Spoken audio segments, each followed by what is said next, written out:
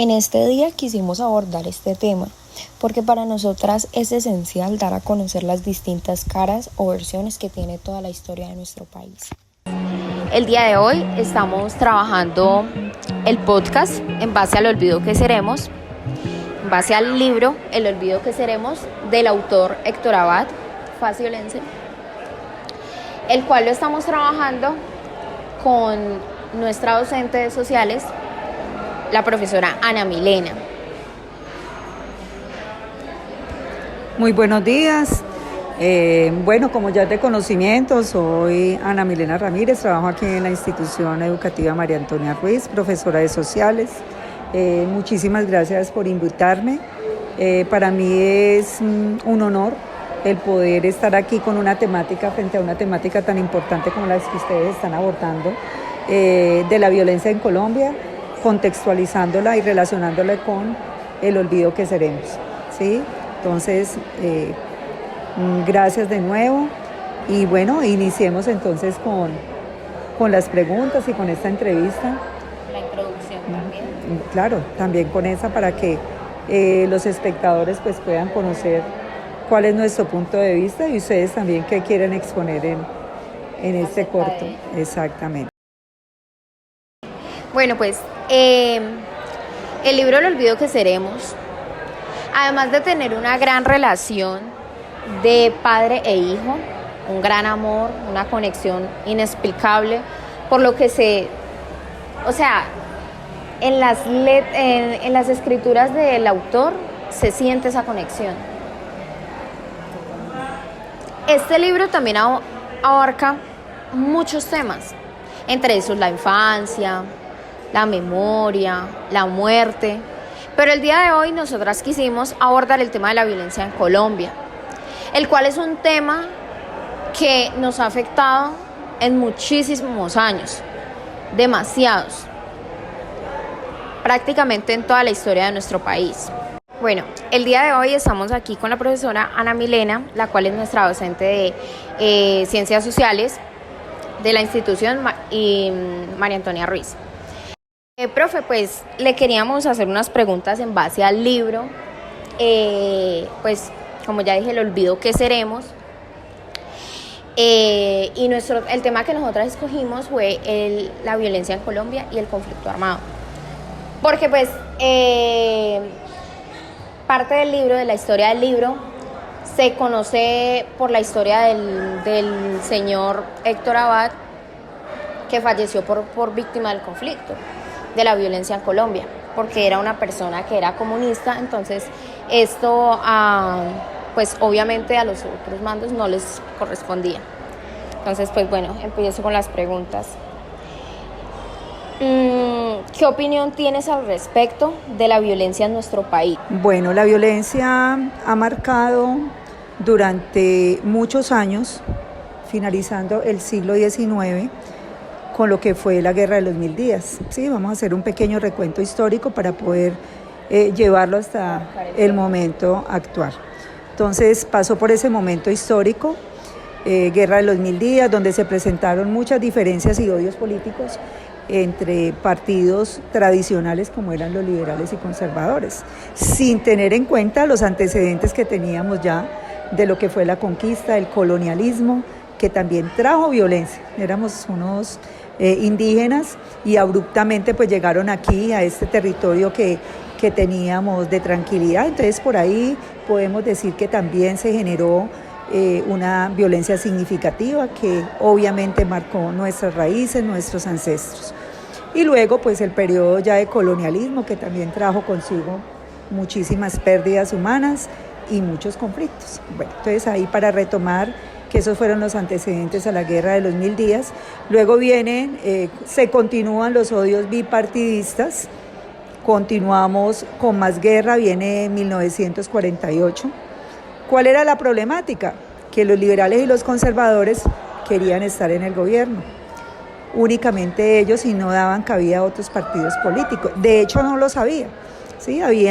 Entonces, al querer ellos estar en el gobierno, entonces empieza unas diferencias entre los unos y los otros.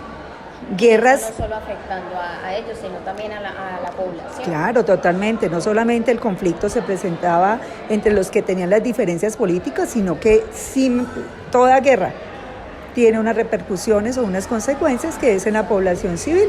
Eso lo tenemos claro. Entonces, no daban cabida a esos partidos políticos, entonces eso frenaba un poquito y de hecho había diferencias entre los unos y los otros. Liberales y conservadores, ¿quiénes son los que van a estar en el gobierno? Entonces allí se presenta lo del Frente Nacional, que fue las diferencias que tenían los liberales y conservadores y se fueron a hacer un diálogo para poder establecer unas pautas y poder gobernar con el propósito siempre de minimizar la violencia, pero la violencia continuaba. Se dio un periodo presidencial de 16 años, que fue el Frente Nacional, un tema que vamos a ver nosotros ahora en noveno, y ya ustedes lo comprenderán mejor cuáles fueron esas consecuencias. Tuvimos la muerte de Jorge Eliezer Gaitán, que también fue el detonante de la violencia en 1948, y fue muy significativo, y ya se fue permeando, se dio en Santa Fe de Bogotá, pero se fue permeando a todas las regiones de Colombia. Entonces ahí tenemos también un detonante bien negativo para este problema de violencia. Más adelante pues empiezan a surgir unos grupos alzados en armas, campesinos, que fueron las primeras guerrillas en Colombia. Esas primeras guerrillas se formaron por una segregación de los liberales, unos pequeños grupos que entonces no estaban de acuerdo con el liberalismo, que dijeron, no, venga, vamos a reunirnos, vamos a empezar a formar grupos en contra de eso, en contra de esas posiciones de liberales y conservadores y a defender también nuestro partido político. Entonces se arman campesinos en busca de mejorar la violencia. Pero ¿qué pasaba? Eso se daba en el sector rural, pero se iba permeando también en la zona urbana. Entonces ahí ya teníamos un conflicto en esa zona rural, liberales y conservadores, pero ya habían guerrillas también. Los unos defendiendo los intereses de los otros, de los liberales, y viceversa. Entonces ahí ya tenemos guerrillas, ya tenemos liberales y conservadores que también tienen diferencias, no se ha minimizado la violencia y empiezan a surgir otros grupos también. Viene el narcotráfico de los 1990, paramilitarismo. ¿Cómo se dio el paramilitarismo? Pues en defensa de las guerrillas, ¿sí? Entonces surgieron y eran líderes campesinos porque había una problemática muy grande en el sector rural, ¿sí? Ahí ya se unen todos esos actores sociales, salen las BACTRIN, que fueron las primeras bandas delincuenciales, también se unen a eso, siguen las diferencias políticas. Vimos la reforma de la Constitución Política, el M-19 entregó las armas, ¿sí? En ese momento entregan las armas y se presenta también, se sigue es la misma constante, ¿sí? Entonces ya tenemos, y el momento actual, pues tenemos ahí unos rezagos de toda esa situación. ¿Y qué vivimos en ese momento? Pues seguimos en el mismo periodo de violencia. Entonces ese es el contexto pues de la primera pregunta que haces allí, haciendo pues un recuento histórico de ello. Continuamos con otra pregunta, profe. ¿Este libro te hace recordar algo en especial? ¿Algún recuerdo o algo? Sin duda, el libro pues me lleva a evocar mi pasado, ¿sí? Porque yo fui o soy víctima de la violencia y el libro tiene mucha relación, encuentro mucha relación con la violencia en Colombia obviamente y con la violencia que viví a nivel familiar por el conflicto armado. Profe, ¿qué mensajes crees tú que el autor quiso representar pues por medio del libro y qué nos quiso dar a entender? Bueno, el autor, por lo que pude captar, él tiene más que una actitud de violencia, tiene una actitud de resiliencia, de perdón, de hacer verle a todos sus lectores que la violencia tiene que terminar, que así como él pudo enfocarse con una actitud pacifista, porque ya en el libro demuestra una actitud pacifista, que tiene unos grandes valores, pero también una posición muy crítica frente a esa realidad que él vivió. Entonces sí nos deja una enseñanza a pesar del duelo en el que él estaba, ¿cierto? Porque él allí estaba enfrentando un duelo que fue la muerte de su padre. Entonces sí nos deja allí una gran enseñanza con respecto a este tema. Profe, ¿cómo se podría describir el conflicto por medio de la narrativa del libro? Bueno, allí se presenta básicamente un conflicto que estuvo enmarcado en un contexto de violencia en Colombia en esa época, paramilitarismo, narcotráfico, guerrillas. Entonces la narrativa está basada en esos temas esencialmente. Y también rescatar, aparte de los derechos humanos, lo que reclama él allí, ¿sí? Derechos humanos y perdón y resiliencia. Profe, pues con su permiso quería preguntarle acerca de la situación, si nos podría contar un poco de lo que usted vivió, porque nos dice que usted fue víctima del conflicto armado y anteriormente ya sabíamos un poco de su situación porque nos habías contado durante una clase. Bueno, la historia es más o menos, pues no igual, obviamente, pero pues sí tiene un fondo muy similar a la narrativa que tiene este texto, este libro, perdón. Y es que mi papá murió, fue abaleado en 1999 por un grupo de 4 personas, dentro de ese pues llegando a la casa. Una noche que había salido, había una actividad cultural en el pueblo era Sevilla, y mi papá iba regresando a la casa con mi mamá y 3 familiares más. En el momento en que él iba allí por la cuadra, llegando casi a la casa, se encontró con un grupo de personas, con ese grupo de personas que acabo de nombrar, donde iban 2 menores de edad. Y lo único que mi mamá ya había alcanzado a entrar a la casa, abrió la puerta del garaje, esperándolos ya ellos, porque él iba en compañía de mi hermano menor. Y ya al ver mi papá que iba a ser como atracado, pero no fue un atraco, sino que fue algo que estaba premeditado, fue abaleado ahí, llegando con armas pues de uso militar. En ese momento pues la desesperanza y la confusión fue algo terrible. Las personas trataron de huir, los asesinos de mi padre trataron de huir, pero fueron capturados, más abajo de la casa fueron capturados y fueron apresados también. Fue una situación muy dolorosa para nosotros, porque ellos hacían parte, ya con las investigaciones y todo, hacían parte de un grupo alzado en arma de la región. Profe, quisiera saber un poco cuál fue tu primera opinión cuando escuchaste sobre el libro, cuando tuviste la oportunidad de leerlo. Sí, me impactó muchísimo porque lo relacioné obviamente con ese acontecimiento de mi vida tan difícil, que a pesar de que han pasado tantos años, 1999, un 19 de diciembre, fue algo muy, muy difícil. Y alguien que extraño todos los días de mi vida, en las épocas importantes como es la Navidad.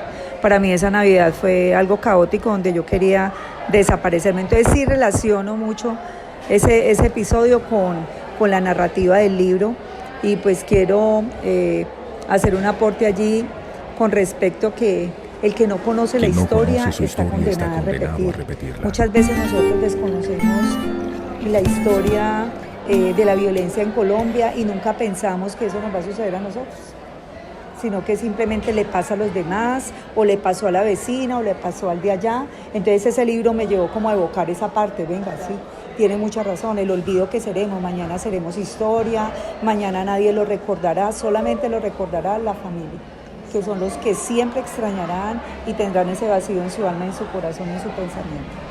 Profe, pues también quisiera preguntarle, para usted, ¿qué es lo que describe el autor de su infancia por medio del libro? Bueno, allí hace una compilación de muchas enseñanzas que le daba a su padre en un contexto de violencia.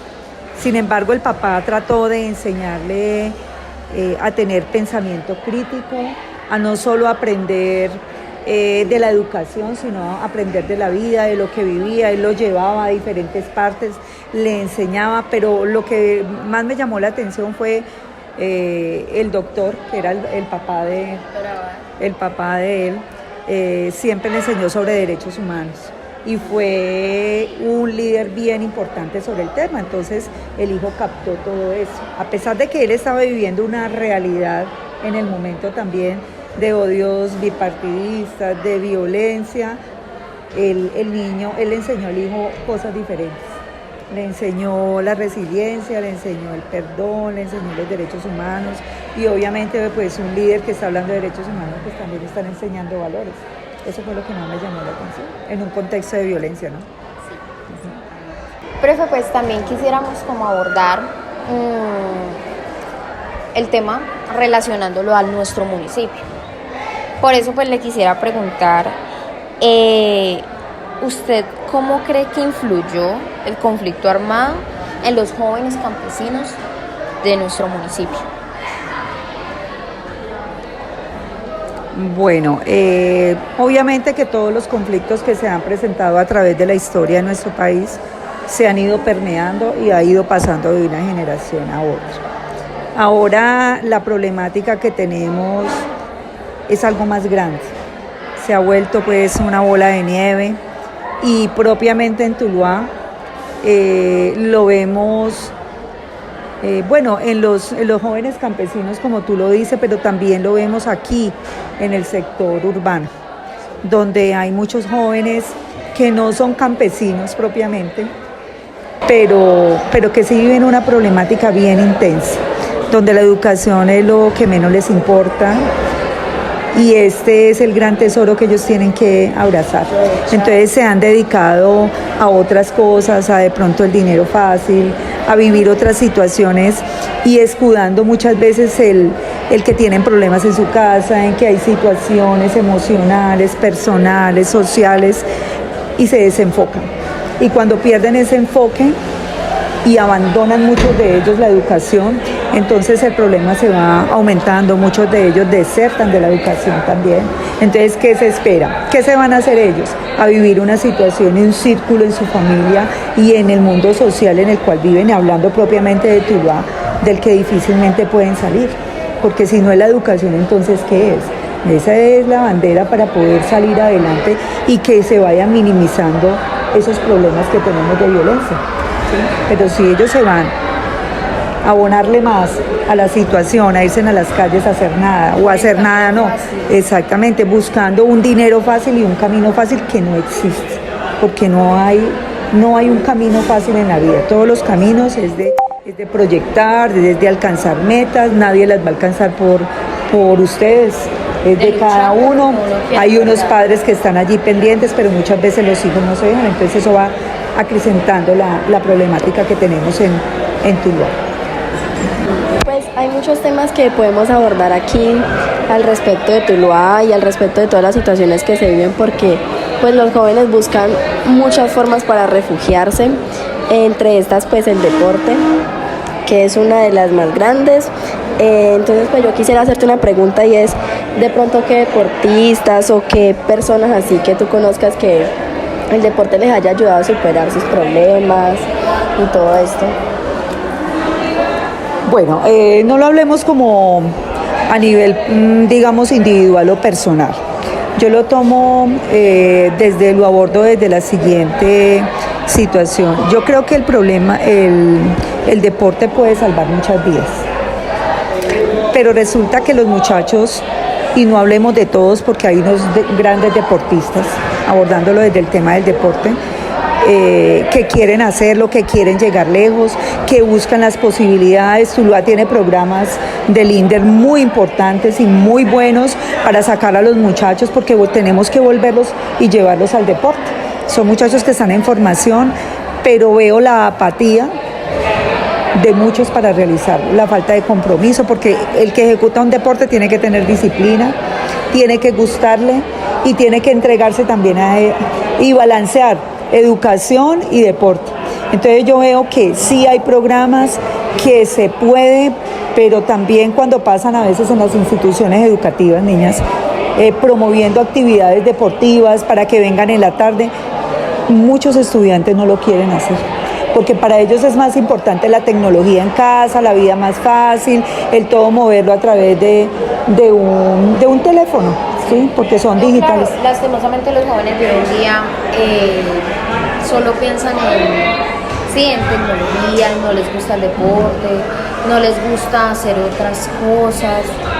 Nada que los canse, nada que los fatigue, nada que los saque de la zona de nada que los saque de la zona de confort, porque quieren estar allí. Puede que digan, les gusta, no, pero yo tengo que ir a sudar, pero entonces me toca salir, pero entonces me toca estar 2 horas allá, entonces ninguna actividad les llama la atención. La única actividad que les llama la atención es esa que los tiene quietos. Entonces, mientras no despertemos y no despierten los jóvenes, y viene la conciencia desde casa, desde la escuela, porque son muchachos en formación, pero sí tenemos que volverlos a llevar a las canchas. Hay muchos parques aquí, coliseos en Tuluá, en diferentes barrios, en el barrio donde vivan, ¿cierto? Tenemos unos centros deportivos que uno dice, mira acá al frente tenemos el parque infantil con esos espacios tan buenos, y vaya, mire cuántos están. Bueno, hay muchos que están en el colegio, pero vengan las tardes, son los grupos invitados y ya, no se ve nadie más. Entonces, yo creo que al deporte tienen que los muchachos tratar de vincularse. Imposible que a algunos no les guste, me parece imposible que a un joven ningún deporte le guste, cuando es el momento de más actividad. Algo que yo he notado es que incluso las personas de la tercera edad, que hay grupos, por lo menos en el Hospital Rubén Cruz Vélez, hay un grupo de adultos mayores que hacen actividad física y por lo menos en las mañanas nosotros vemos que en este parque vienen a hacer actividad física. Los adultos mayores, hasta los adultos mayores, más que los jóvenes que tienen toda la energía del mundo. Total, y es cultural, es de hábitos saludables y lo tenemos que hacer, no solo los jóvenes, lo tenemos que hacer todos, pero si el joven no tiene la cultura, imagínense para dónde va. Entonces, y también sus pensamientos van a estar enfocados en otras cosas que no son positivas. El que hace deporte realmente sale de muchas situaciones. Tú lo estabas diciendo allí de manera individual, pero no, yo creo que eso ha sacado, el que quiere ha salido a través del deporte. Sí. Ha salido porque entonces ya se enfoca allí, se ocupa su estudio, su actividad física, sea montar bicicleta, sea patinaje, es que hay tantos deportes, entonces sí es la manera de salir. No tengo un caso en especial que yo diga, no, puedo evidenciar que tal vez no, reconozco que todos pueden salir adelante con esa situación, pero bueno, los invitamos a eso, ¿no? Aprovechando el momento. Profe, pues nuevamente también le quisiera preguntar algo con respecto a nuestro municipio, que sería, ¿cómo crees que la problemática del libro ha afectado en nuestro municipio? La problemática del libro. Bueno, pues la problemática del libro, como lo dije ahora en la pregunta que me hiciste acerca de la narrativa, pues nos habla allí sobre violencia, paramilitarismo, guerrilla, y sin duda todas esas actividades que se han ido dando en nuestro tejido social, porque esto es un tejido social, se va permeando, de generación en generación ha ido pasando, y el contexto en el cual está el libro, pues obviamente también se puede evidenciar en nuestro Tuluá, donde los problemas de violencia se minimizan, digamos, por épocas, como ahora que estamos un poco tranquilos, pero también se podría decir, sí, que todo está como siguiendo su curso normal, pero también hemos evidenciado momentos de mucha violencia.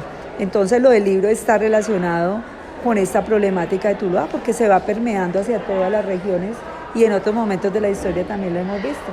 Se da en un contexto y se permea hacia otras partes del territorio nacional, y nosotros no estamos excluidos de esa situación.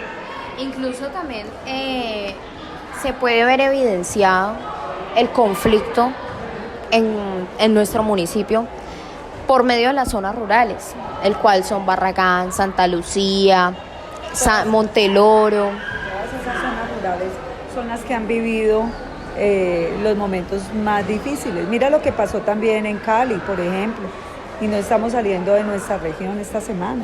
Entonces ahí vemos evidenciado eso, entonces Tuluá no tampoco está exento. Nosotros no podemos decir, no, es que eso pasó en Cali o eso pasó en la región rural de Tuluá, donde se vive cantidad de cosas también, que ellos se acostumbraron a vivir en ese ambiente o en ese contexto, ¿cierto? Lo que pasó en Cali no puede ser ajeno a lo que nos sucede aquí en nuestro municipio. Todo está latente, entonces se va permeando de una ciudad a otra, lo van viviendo de maneras diferentes. No, pero pues cabe recalcar también que, pues como usted dijo, que se va repartiendo por las ciudades, que pues el conflicto es algo que se viene evidenciando desde hace muchísimo tiempo, y no solo en un lado en específico, sino en todo nuestro país. Profe, también quisiera saber un poco cómo te refugiaste con respecto al conflicto que tuviste, cómo fue la manera en la que pudiste superarlo, qué nos puedes decir al respecto de esto. Bueno, el refugio para uno, bueno, en los primeros días es algo muy difícil, porque es la negación y aceptar la situación que está pasando. Primero hay una negación, ¿sí? El único apoyo que uno tiene, primero después es Dios, que le da a uno la fuerza para continuar en medio de una dificultad tan grande, porque una cosa es cuando una persona muere de muerte natural y otra cuando usted no lo espera, ¿cierto? Entonces para toda la familia fue muy difícil. Mi familia, sin duda que fue el motor más grande para seguir adelante después de Dios, mi familia. Ya dije, no, tengo unos hijos, tengo una vida por seguir, y entonces eso me dio la fuerza para continuar. Pero no fue nada fácil, no recibí apoyo ni psicológico, ni lo que uno espera como víctima del conflicto armado. Eso no llegó. Eso existe en papel, hay una ley que sí, obviamente se supone favorece a todas las personas que han sido víctimas de la violencia, pero en mi caso no lo fue. ¿Usted qué forma cree que se podría influir el deporte en víctimas por conflicto armado? Creo que siempre el deporte será un salvavidas, no solo para el conflicto armado, sino como lo abordamos ahora, para todas las personas, los jóvenes, porque es la terapia que necesitamos para poder salir de ellos. Claro, y pienso que, como dije inicialmente, es el salvavidas para todos, y más para las personas que viven en el conflicto armado. De hecho, por eso se ha involucrado también en las asignaturas de Cátedra de Paz. Hay una parte ya finalizando el periodo 3 o el periodo 4, donde involucran el tema del deporte como base o pilar para minimizar el conflicto. ¿Y por qué? Porque las mentes están ocupadas, porque físicamente tú empiezas a cambiar y sirve como terapia para ese cambio que tienes que dar, para ir tal vez no olvidando, pero sí volverte más resiliente con ese tema. Uno como persona en algo se enfoca en eso, entonces pierde pierde como el conocimiento de estar pensando en otras cosas o en los problemas que ha tenido anteriormente, claro, y se enfoca en lo que en verdad le gusta, en lo que le apasiona, y eso le atrae tranquilidad. Y el deporte también te lleva a retomar esos proyectos de vida importantes que tiene cada uno de nosotros, porque empieza a tener uno como más nitidez en sus pensamientos, a organizar mejor las ideas, a disciplinarse mejor. Entonces sí lo veo como parte de la solución, ¿no? Profe, para finalizar, quería como que hiciéramos una conclusión acerca del libro, abarcando el tema que nosotros escogimos. Bueno, como conclusión, podemos identificar allí lo que es un factor bien importante, y es la resiliencia. Es la no repetición. Y como les decía ahora, el que desconoce la historia pues está condenado a repetirla. Y la idea es que no haya esa repetición, que en realidad vamos dando un paso adelante hacia ese camino de la paz que tanto buscamos y que tanto anhelamos y que ha sido tan arduo para nosotros. El otro aspecto son los valores en familia. La importancia, mira, por ejemplo, para el autor, las enseñanzas de su padre, lo que significó. Hubo una dificultad, una pérdida, pero primó más el seguir ese legado tan importante que él heredó y que le dejó para toda su vida. Y no solo para toda su vida, sino que también lo pudo transmitir a través de la obra a muchos lectores más. Y esos lectores, pues replicarlo también a otras personas. Entonces yo creo que ese es el aspecto más importante en mi conclusión del tema. Claro, profe, y pues también agregándole, este libro nos deja una gran enseñanza, no solo de resiliencia, como usted dijo, sino también de nosotros como jóvenes, tener conocimiento y pues con el perdón, de no ser ignorantes y de no saber de la historia de nuestro país. Desconocerlas. Exacto. Porque lastimosamente hoy en día la mayoría de jóvenes, o los jóvenes, nosotros los jóvenes, no desconocen demasiado la historia de Colombia, de nuestro país o de otros países, cuando eso es algo tan necesario, porque, o sea, es algo que viene con nosotros y es algo que es necesario para nuestra vida, que simplemente tengamos el conocimiento de lo que nuestro país, por lo que nuestro país ha pasado. Como última cosa, le quiero dar gracias a la profesora Caterine Galindo, que fue el autor principal en todo este proyecto, a la profesora Mónica Cerón y en especial a la profesora Ana Milena, que fue la que nos ayudó a llevar a cabo todo esto y que fue la entrevistada.